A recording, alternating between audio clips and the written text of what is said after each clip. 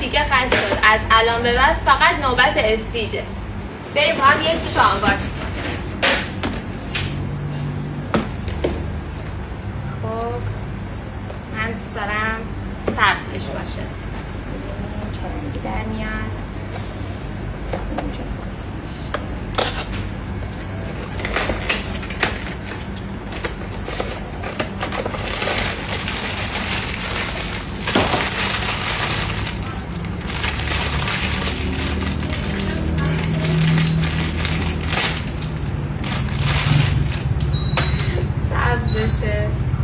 بدون پیتزا هم اینجاش داره.